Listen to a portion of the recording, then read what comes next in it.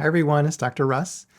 Posted a video last week on breathwork and got some nice comments. Thank you, including a couple of questions asking me to do a video on tinnitus.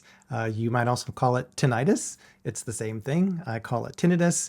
The reason I call it tinnitus is because the itis means inflammation, and tinnitus is not always inflammatory, so I say tinnitus. It's something that affects a lot of people, myself included, and so hopefully this video will be relevant. Always appreciate your views and your comments, so let's get into it. Tinnitus is the perception of sound that is produced internally and lasts more than a few minutes.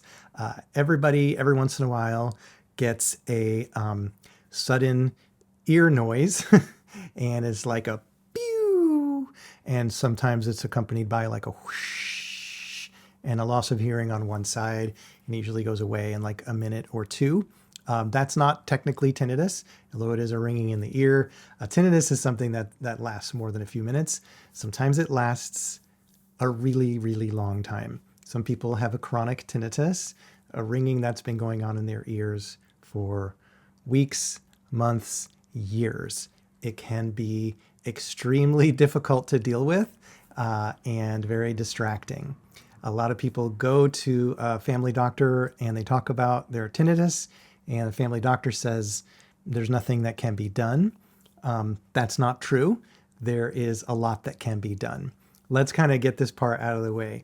Most tinnitus is benign, meaning it's not part of a serious disease. It's not going to kill you. Most tinnitus can be improved. Most tinnitus has at least some aspect of it that involves damage to the inner ears. Damage to what we call the hair cells, which are the tiny little really delicate things that perceive sound. And like any other part of your body, joints and skin and teeth, that degeneration or decay cannot be reversed. Right? Once it's occurred, it's occurred, and that's that. But that's usually only one aspect of the tinnitus. So most of the time, even in a really severe case, we can make it better by addressing the other aspects. And we'll talk about that here. I also want to talk about how do we know that our tinnitus is benign, or when do we suspect that it's part of something a little bit more serious? Let's get that out of the way right now. Okay. If you, the viewer, or someone that you love has tinnitus and also has facial paralysis, like a drooping of the eyelid or of the lip, can't move half of their face, that's a serious thing that needs to be looked at right away. If the person has ear pain or a discharge from the ear or both, that's a sign there's probably an infection in the ear or some disease process happening in the middle ear. That needs to be looked at right away. If a person with ringing in the ears has had a recent head trauma and has not been evaluated for a concussion or other more serious types of brain injury, then you should do that. Go to the ER if you've had a head injury and your ears are still ringing. There may be a brain injury that you need to get looked at right away. Sometimes tinnitus is not a ringing, but is a different type of sound that's generated from inside the body. That's called somatic tinnitus. And very common type of somatic tinnitus is I turn my head and there's like a grinding sound, or I'm chewing or I'm swallowing and there's a weird noise that's taking place. Technically, that's a tinnitus. And those things are benign. But the type of somatic tinnitus that you want to get checked out pretty quickly is if you can hear the blood flow in your ears. A normal blood flow is silent. If there is sound coming from blood flow, there's a couple of possibilities. One is benign in that you just have hyperacusis or more sensitive than normal hearing, and you're able to hear this extremely, extremely quiet noise. And the other is that there's some turbulence in your blood flow, and that is what you're hearing. And that would only be caused by something that's obstructing the blood flow. And if there's something obstructing the blood flow to your brain, you need to know about that right away. The other thing that's a sign of something more serious is if you have tinnitus and hearing loss or dizziness or vertigo that comes on all of a sudden. Okay, if this happens, you need to get yourself checked out really quickly. Brain MRI, stuff like that. I don't want to worry you. It might be nothing, but it might be something serious. So Tinnitus is really common in folks over 35. That includes me. And that's partly because we're getting older, but also partly because when we were kids and young adults, there was zero awareness of, I mean, if there was awareness and older people were telling me I was ignoring them, just like you might be ignoring me right now when I say, if you're young and you have really good hearing and you don't have ringing in your ears, please protect that, right? I went to a lot of concerts when I was younger. There was no such thing as bringing earplugs to a concert, even a really loud one. Nowadays, I see people, and myself included, I wear hearing protection to loud environments like a Blazers game or a concert, or now even if I'm going to see like an action movie in the theater, I'm going to bring my earplugs because they can be too loud for me. We have a couple of things happening in our culture and our society right now that are related to hearing. One is more people living in cities, which are louder environments, and more likely to be exposed to sounds that are loud enough to damage their hearing. More people flying on airplanes, which can damage your hearing. More people wearing earbuds, where the sound is so close into your eardrum that you do have more potential to damage your hearing apparatus. On the other hand, there is a lot more awareness of the importance of protecting hearing, especially for young folks. When I do go to Blazers games, I often see little kids wearing headphones, and I just think that's so great. Their parents are being super conscientious to protect their hearing. So it kind of cuts both ways, but according to the statistics, more people are reporting tinnitus than before. But again, I think that's more about my generation, and we're getting older, and we didn't take good care of our hearing when we were younger, and that's our fault. I think we're going to see more tinnitus as time goes on. When it comes to treatment and thinking about what we can do, even in a stubborn case of tinnitus, there's definitely some things we can do. Number one, we can hopefully reduce the volume or pitch of the ringing that you hear. We can hopefully make it less frequent, and for some people it's really constant, and just being able to give them a little break from it every once in a while can be really helpful. Another one is helping people understand what triggers it, what makes it worse, and avoiding those triggers, and helping people learn to focus on other things. When you're in a quieter environment, paradoxically, a lot of times your tinnitus will be more bothersome simply because there's no other sounds distracting you.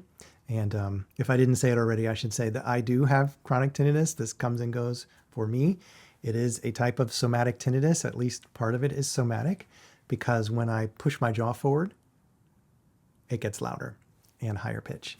So there's some correlation for me, and I think this is true for a lot of folks, between what's going on in my jaw joint and muscles and this constant stimulation of my auditory nerve, my eighth cranial nerve. So I try to do some self-care for my jaw, and toward the end of the video, I'll talk more about what do we do, how do we make this better?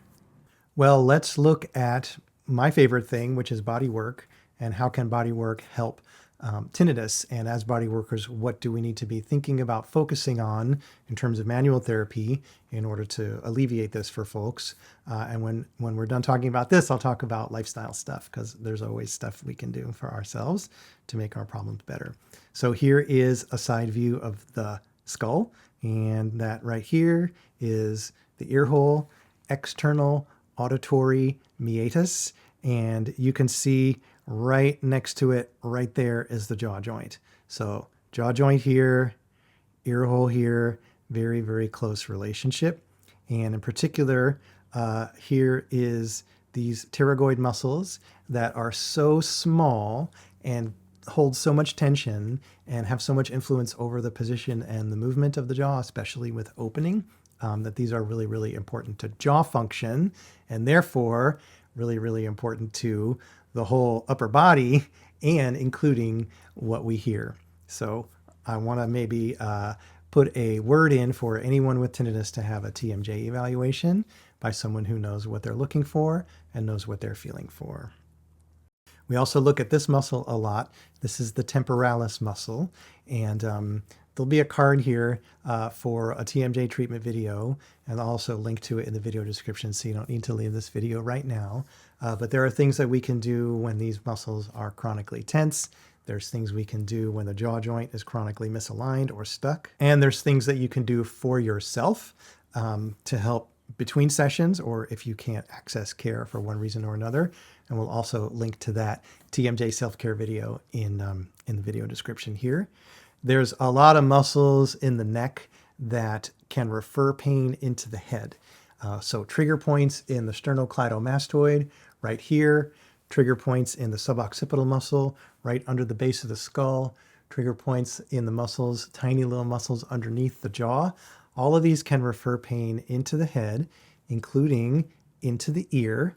And once pain is referred into the head, all bets are off in terms of how the brain is going to perceive it.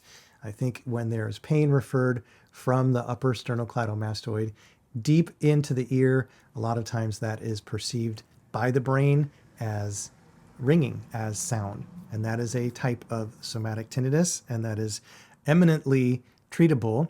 And again, there's going to be some aspect of tinnitus, usually, that is related to damage or degeneration of the delicate hearing apparatus. That aspect of the tinnitus is permanent, but that's usually only one aspect. And as with many things in the body, our compensations tend to accumulate, and a lot of times those compensations can be addressed and reversed and dealt with. So we do cranial work, we adjust when safe the occiput and the upper cervical vertebrae, because we want to normalize and optimize the biomechanical function of everything from like C3 up to the top of the head, including the jaw. So we're going to do work on the jaw joint and all the jaw muscles. We're going to work trigger points in the sternocleidomastoid and suboccipital muscles. And we're going to help folks understand what other avenues they have in order to affect their hearing function. And the good news is that dealing with all these things will make you healthier and will make you feel better in lots of ways, with more energy, better appetite, better mood, better sleep, and also wonderfully reduce the incidence and volume and annoyingness of tinnitus. So as always, we want to deal with inflammation, local inflammation in the head, and systemic inflammation in the body. So we did a whole video about a year ago, it was a long one, about chronic pain, fatigue, depression. And in that, there was a long section on chronic and systemic inflammation. So I'll link to that video in the video description. Dealing with systemic inflammation means understanding the causes, which there are many, more than I want to go into in this video today. So watch that video. But it's enough to say allergy, autoimmunity, and chronic infection. These are really important things that need to be dealt with. And sometimes a tinnitus can really be very much a manifestation of one of those things via inflammation in the inner ear or inflammation of the eighth cranial nerve. Used to be called the auditory nerve. Now it's called the vestibulocochlear nerve. We can call it cranial nerve 8. We won't be referring to it much more, but it's important. And if there's inflammation in that tiny little canal, it's going to stimulate that nerve. And again, the brain is going to have to interpret that stimulation as something. And since it's coming from the eighth cranial nerve, your brain is going to interpret it as sound. Another thing we can do for chronic tinnitus is looking at blood pressure. So if you haven't had your blood pressure checked recently and you have tinnitus, please get your blood pressure checked. If it's high, you need to bring that down. And I don't, your quote normal typical blood pressure 120 over 80. If you're reading 130 over 90, that's not really what I'm talking about. I'm talking about people who are reading like 180 over 110 or something like that. That will damage your heart, that will damage your arteries, that will hurt your kidneys, and it will also cause ringing in your ears. So regulating blood pressure. And of course, that ties into diet, it ties into cardiovascular fitness, and it ties into stress management. And those are kind of the three things that I am always telling people about anyway. So even if you have tinnitus, this is what I'm probably going to tell you about. Another one that relates to tinnitus is kidney function. So interestingly, the acupuncture system in Chinese medicine is so old, and thousands of years ago, they saw the correlation between kidney function and hearing function. and kidney damage and inner ear damage. And only later, when microscopy and really deep anatomical dissection and research took place, and we're talking like more than 100 years ago now, but way later than the Taoist monks were coming up with the Chinese medical system, the function and the structure of the deep cells of the kidney and the structure and the function of the hair cells in the ear are very similar. So what damages one will damage the other. So taking care of your kidneys means taking care of your ears. And so that means moderating your caffeine intake. Unfortunately, it means if you have blood sugar issues, taking care of your blood sugar. So that might mean going on some medication, short-term or long-term, but really what it means is minding what you eat and when you eat it. Also monitoring and moderating your salt intake. So salt will stress your kidneys, but also a very high salt intake will generally be correlating to electrolyte imbalances in general. And electrolyte imbalances in general can lead to the formation of crystal deposits in various parts of your body. If it's in a tendon, you're going to get a calcific tendinitis. If it's in your kidney, you're going to get a kidney stone. If it's in your inner ear, you're going to have vertigo and you're going to have tinnitus. So not too much salt, everyone. Salt is good, salt is necessary, but not too much. And another thing that helps the kidneys and helps everything is cardiovascular fitness. And we'll link in the video description to our video called The Foundation of Fitness, which is about how to get your cardio in line. It's really important. It helps absolutely everything, including if you have tinnitus, it will help your tinnitus. And Dr. Russ gets boring talking about the whole foods diet. So certainly you are welcome to eat some processed food, but if it's the predominant part of your diet, over the long term, that's going to cause you a whole host of problems. So getting back to basics with your food. Meat, fish, eggs, nuts, seeds, whole grains, fruits and vegetables, lean meat, good healthy oils, fermented food like pickles and sauerkraut. Eating these things regularly over the long term will help everything in your body, every function. And then finally, stress reduction. So brings us full circle back to the breathwork video that brought this whole tinnitus video about. So many mechanisms that we have been born with and graced with to help our bodies adapt to our environment.